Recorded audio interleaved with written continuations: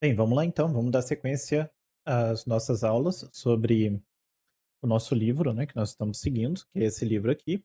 Lembra que o link está aqui embaixo na descrição, se você quiser comprar o livro e acompanhar também, eu recomendo bastante, porque o livro vai ser a sua apostila, né, o seu passo a passo, e os vídeos vão ser complementares para os seus estudos, beleza? Bem, primeiro exercício no livro, examinando o Conda e familiarizando-se com Python. O autor aqui ele traz um resumo do Python e também ele traz um pouquinho ali do Anaconda, tá bom? Hã, o que nós vamos, fazer é o seguinte: nós não vamos utilizar o Anaconda. Eu gostaria que essas aulas fossem, aulas acessíveis, então, tem pessoas que vão conseguir instalar o Anaconda no Windows, no computador, tem pessoas que não vão conseguir instalar o Anaconda por diversos motivos. Um deles é a restrição que é imposta por algumas empresas ali nos notebooks. Tem pessoas que usam o notebook da empresa para estudar, por exemplo, tá? Então, se você quiser instalar o Anaconda, tudo bem, siga as instruções do autor ou pesquise por vídeos na internet. O Anaconda é um gerenciador de pacotes, né, ele é utilizado para gerenciar tanto as versões do Python quanto os pacotes e as bibliotecas que a gente instala. E bibliotecas no Python nada mais são do que ah, ah, do que código que a gente pode reutilizar. Então, uma pessoa já fez, muitas coisas, deixou todas essas coisas prontas e você pode importar esses pacotes, ou seja, pode, utilizar esse monte de coisa que já está pronto. Você não precisa fazer do zero. Então essa é uma das grandes fortalezas do Python. Bem, o que nós vamos fazer então é utilizar o Google Colab, tá? O Google Colab é uma ferramenta gratuita e você vai precisar de uma conta no Gmail. Uma vez que você estiver logado na sua conta, você precisa entrar no site do Google Colab e fazer, o login. Então nós vamos fazer aqui, eu vou mudar para o para o meu computador, vocês estão vendo aí.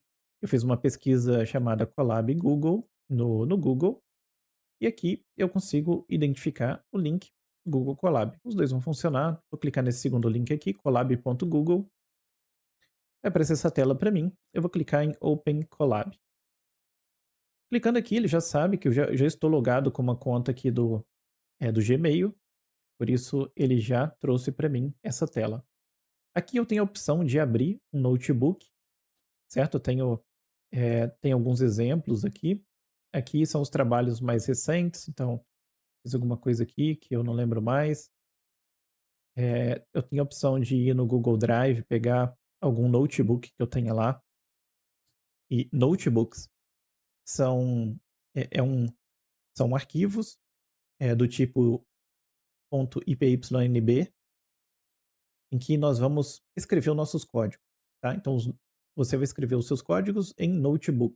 Então, a gente tem a opção de abrir um notebook que já esteja salvo. Mas nós vamos ter a opção também, inclusive de fazer upload e tudo mais. Então, você tem no seu computador, pode mandar para cá. Ou então você pode criar um novo notebook. E é isso que nós vamos fazer. Bem, eu estou com o livro aqui acompanhando e ao longo do exercício 1, eu vou desenvolvendo e comentando com vocês aqui. Vou criar um novo notebook, então eu cliquei em New Notebook, tem que esperar um pouquinho, e ele vai abrir para a gente um novo caderno, um novo notebook. Então esse aqui é o nosso notebook, a gente pode fechar esse Release Notes, tá?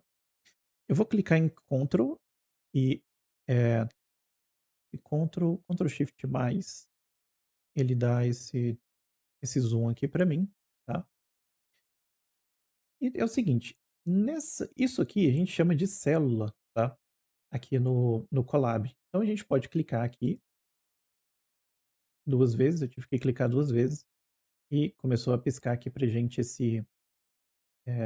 aqui indicando que o nosso cursor está no início, né? Nós podemos começar a escrever código. E aí, se a gente olhar o livro, a primeira coisa que o autor comenta, ele comenta sobre o Anaconda, sobre o Python, a versão do Python e tudo mais. Eh, e ele comenta, inclusive dá para a gente fazer esse teste aqui. Dá para a gente escrever um código que é o seguinte, esse comando aqui, exclamação Python traço V. Eu vou executar isso aqui clicando nesse play aqui, ou então posso apertar Ctrl Enter também, está indicando para mim que tem um atalho. executando, ele está conectando o Python 3, tá? Ele está inicializando tudo, então demora um pouquinho mais nesse início, tá? E o Python que está sendo executado aqui para mim é o Python 3.10. Essa é a versão do Python que eu estou utilizando. O Python, ele, ele é utilizado então para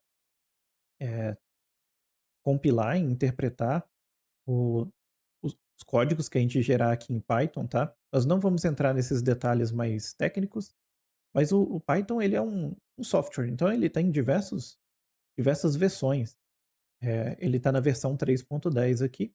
Essa é a versão 3.10. Se eu não me engano, já tem a versão 3.11. Ok? Bem, então a primeira coisa que o autor vai falar vai ser sobre um for loop, tá? Eu não acho que esse é o melhor curso de Python. Então, se você quer aprender Python do zero, procure por outros cursos ou outros livros, como o curso de Python do Gustavo Guanabara no YouTube. É um curso ótimo para você que está iniciando. Entre no site amazon.com.br, escreva Python, escolha um dos livros dos melhores avaliados, que não seja tão longo, nem muito curto. Possivelmente vai ser um livro bom para você. Então, a primeira coisa que ele fala é para a gente criar um for loop. Então, o que o autor mostra aqui é muito mais uma revisão, tá? Não é algo para você aprender do zero em relação a Python, beleza? A linguagem de programação Python. Linguagem de programação é a linguagem que a gente utiliza para se comunicar com o computador, certo? A linguagem que eu estou utilizando para comunicar com você é o português brasileiro, e a linguagem que nós vamos utilizar para se comunicar com o computador é Python. É claro que eu estou tentando simplificar a minha explicação, mas existem muitos detalhes até chegar na linguagem de máquina. Mas vamos lá. A primeira coisa que ele fala aqui para a gente fazer, como parte do exercício 1, na verdade, essa seria a parte 3, tá, do exercício 1.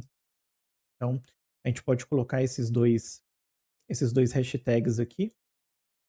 E eu vou colocar um hashtag dizendo exercício 1. Tá? Esse hashtag aqui, em Python, ele quer dizer comentário. Então, se eu executar isso aqui, ele não vai mostrar nada na tela para mim. Ele vai dizer vai colocar um Vzinho aqui de OK, mas isso aqui é um comentário para mim. Agora, se eu mudar o tipo da célula, essa célula ela pode ser um código ou pode ser um texto. Se eu apertar ESC e M, não vai acontecer nada, porque aqui é diferente. Deixa eu ver aqui o nome. É, edit. Cadê o cell type? Vou ver aqui. Botão direito. Não, aqui não. Cadê? É,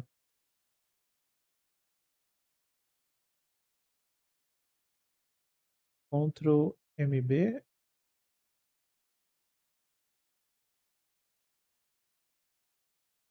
Quero colocar em texto. Eu quero esse tipo aqui de célula.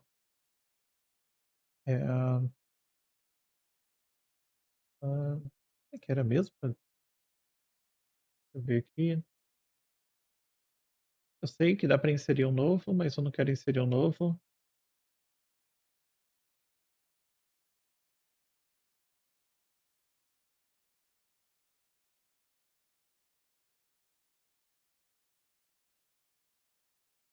Deixa eu ver aqui. Change cell go to Markdown Google Colab.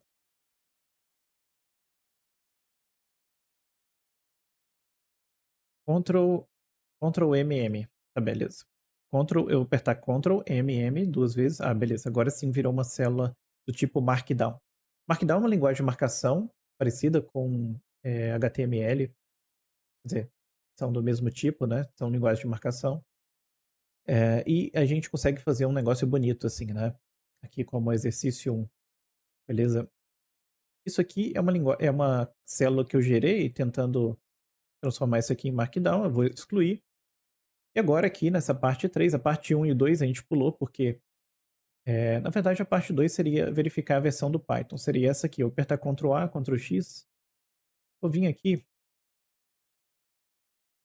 e apertar Ctrl M, Ctrl M A. Ctrl M A, ele vai gerar uma célula em cima para mim, em cima dessa aqui. Ctrl M A de novo, e eu vou colocar agora 2 hashtags. Se eu clicar 2 vezes, eu vejo que um hashtag em Markdown, não em Python, em Markdown, vai gerar para mim esse título aqui. Apertei Shift Enter, ele executou para mim, foi para a próxima célula. Ou poderia apertar também Ctrl Enter, mas aí ele não vai para a próxima célula. Ah, Ctrl Enter não funciona. É Alt Enter, perdão. Alt Enter vai para a próxima célula. Beleza? Eu quero agora um subtítulo, 2 ponto, verificando a versão do Python. Vou apertar Ctrl MM, aí ele vai transformar para mim em Markdown, beleza? Se eu clicar aqui, ó, Table of Contents, eu consigo ver que isso aqui é um título e esse aqui é um subtítulo. Ó, ele vai criando para mim um sumário, tá? Vou fechar aqui. Tá bom, vou apertar Shift Enter para ele executar aí para a próxima célula. Agora aqui nessa parte 3, eu quero criar um for loop. Então aqui seria um for loop. Eu vou apertar Ctrl MM e vou apertar Ctrl MB para ele gerar uma nova célula para mim. Eu poderia clicar aqui também, tá? E agora eu vou testar esse for loop que ele colocou aqui para mim, que é for counter in range 5. E depois um print, um counter. Eu vou apertar Shift Enter, ele cria uma nova célula automática, ele vai para a próxima, quando não tem ele cria, e ele vai executar aqui para mim o for loop, de 0 até 4. Então são 5 elementos. O range, ele vai criar para mim eh, esse range aqui, ele vai possibilitar que a gente faça uma iteração entre valores de 0 a 5 menos 1, que é 4. O counter, ele vai ser a nossa variável, que vai passar por cada um desses valores. E ao passar por cada um desses valores, a gente printa na tela. Beleza? Então esse é o nosso for loop. Vamos para o próximo passo. Cria um dicionário de frutas. Dicionário de frutas. Lembrando que eu não estou entrando nos detalhes dessa explicação, porque isso seria parte do Python básico, beleza? É algo que você tem que aprender, por exemplo, com o curso do Guanabara. Dicionário de frutas. Então, ele fala para a gente criar um exemplo dict. Isso é só para a gente lembrar, tá? Os elementos principais. Apple, 5. Oranges, 8. E bananas, 13. Beleza. Quando a gente tem um dicionário, nós sempre temos esse abre e fecha chaves e temos chave, valor. Chave, valor. Ele sempre é um conjunto assim de 2 a 2. Porque para a gente usar esse dict, inclusive é o próximo exercício, eu vou dar um Shift Enter, é a próxima parte do exercício 1, tá? É, converta o dicionário em uma lista, né? Convertendo dicionário em lista. Ele não vai falar, a gente vai ter que converter em uma lista, então eu vou fazer essa explicação aqui. O dicionário, nós sempre usamos, assim, entre colchetes, a chave para recuperar o valor. Então, se eu executar isso aqui, ele vai retornar 8, porque a chave correspondente ao valor 8, tá? Nós podemos ter acesso às chaves com exampledict.keys. Tem as chaves, tá? Aqui estão as chaves. Ou então values, para você recuperar os valores. Em sequência, eh, ele recupera aqui para a gente os valores. Ok? Executamos aqui. Como que a gente converte um dicionário para uma lista? Lista é uma outra estrutura de dados que nós temos, certo? E aí, para converter para uma lista, vamos ver se ele fala só para a gente fazer assim, ó, dict to list igual list. A gente coloca a lista aqui, sample, dict. Depois dict to list. Executa. Ok? Eu cliquei aqui fora e apertei B. Se eu clicar aqui fora desse play e apertar B, ele também vai criar aqui pra gente uma nova célula. Vamos para o passo 6. Ah, então a gente criou aqui a nossa lista, o que a gente tem que fazer é só colocar o nosso dicionário dentro aqui de list. E aí ele trouxe pra gente as keys, né, as chaves, ele não trouxe os valores pra gente. Ah, então use o operador mais para combinar uma lista de fruta existente em uma nova lista, tá. Então o próximo passo pra gente é é trazer mais um valor para essa lista aqui. Essa lista tem 3 valores, é combinar mais um valor na lista, e eu vou usar isso aqui, ó, dict to list, e vou apertar ESC M, na verdade é Shift Enter, não, desculpa, é Ctrl MM, aí ele vai gerar isso aqui para mim. Ele deixa assim, de maneira grifada, né, quando a gente coloca aquele, eh, a crase, tá, envolvida em crase. Dá 2 cliques aqui, ó, você vai ver, ó, Shift Enter, beleza. Então, o que a gente tem que fazer é pegar o nosso dicionário, colocar um mais, e aí é como se a gente estivesse definindo uma lista, tá? Esse colchete aqui. Isso aqui pra gente é uma lista. A gente coloca aqui mais um elemento, então, peers, coloca isso aqui numa nova lista de to list, ou a gente substitui a anterior, né? Então, aqui eu estou substituindo a anterior, executando, tá aqui o nosso elemento. Então, esse elemento ele passa a fazer parte dessa lista que foi definida aqui em cima. Beleza? Vamos para o próximo passo. Classifique a lista de frutos em ordem alfabética. O que a gente tem que fazer é ordenar, né? Acho que ordenar é uma palavra melhor. Ordene a lista de frutas em ordem alfabética. Orden colocar ordenar. Ctrl MM, Shift Enter. Nós vamos fazer um sorted, usar uma função aqui do Python, dict to list. Está em ordem crescente. Agora sim, em ordem crescente. Mas perceba que isso aqui retornou para a gente uma lista em ordem crescente. Porém, se a gente clicar aqui, ó, criar um novo código, se eu executar esse código aqui, ó, se a gente ver essa lista, você vai ver que ela não está em ordem crescente, porque esse efeito aqui, é, isso aqui não causa um efeito na variável original. A gente teria que fazer algo do tipo assim, tá? Para que e executar isso aqui. Não vou executar, ele não pede para fazer isso aqui. Bem, vamos ver o próximo passo. Até o 7 nós revisamos um pouquinho aí de Python, e ele começa a falar sobre diferentes tipos de problemas em data science. Eu não vou falar sobre os diferentes tipos de problemas agora, vamos deixar um pouquinho mais para frente. O que a gente precisa saber é que o caso que a gente vai resolver, que é um problema de inadimplência, bons, maus pagadores, o tipo de problema de machine learning que a gente tá envolvido aqui é classificação. A gente precisa classificar pessoas como boas ou más pagadoras, ou se ela vai ou não vai pagar uma certa dívida, ou se eu empresto ou não empresto dinheiro. Nós vamos ver o problema específico nos próximos vídeos. Por enquanto, lembre-se que eh, nós vamos, nós queremos classificar pessoas como boas ou más pagadoras. Então, essa classificação nós não queremos fazer de maneira manual, queremos fazer de maneira automática. Então, seria possível a gente desenvolver um algoritmo que faça isso de maneira automática? Esse é o problema que a gente tem que resolver. Hoje, a sua caixa de e-mail lá, ela detecta spam de maneira automática.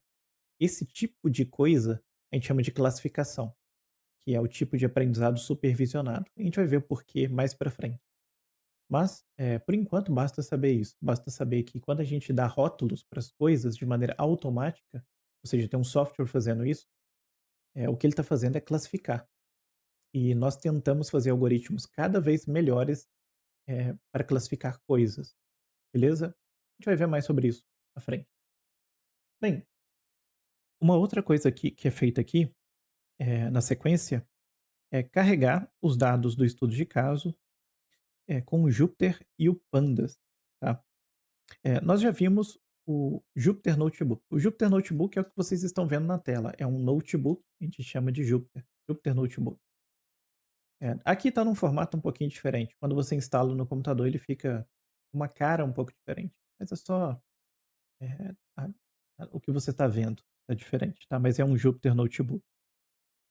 E o autor ele fala aqui que os dados a primeira coisa que você tem que fazer é abrir os dados no Excel, para você ter uma ideia, do que são os dados que você vai começar a trabalhar.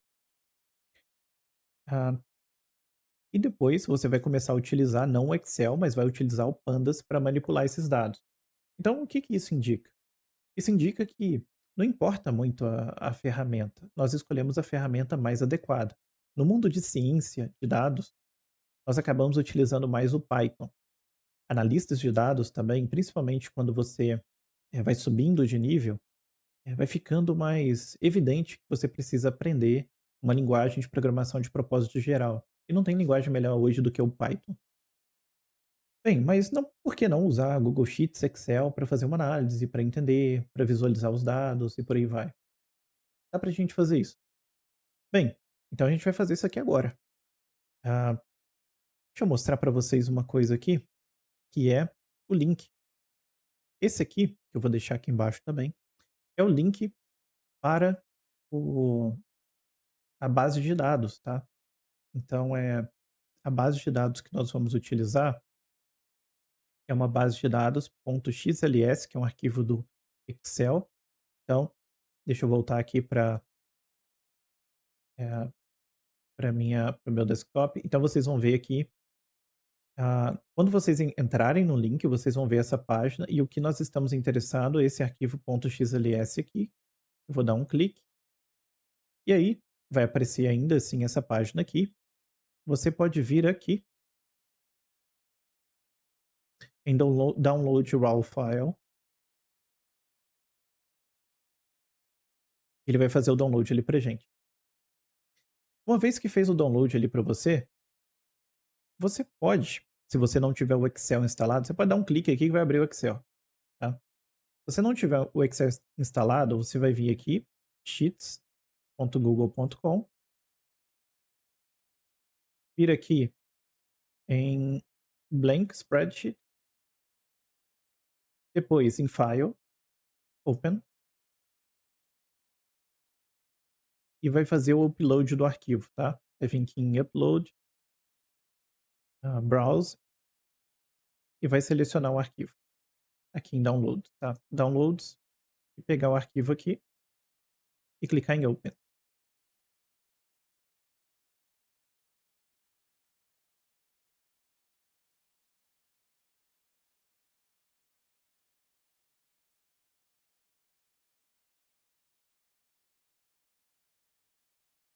Beleza, demorou um pouquinho, mas abriu pra gente. Tem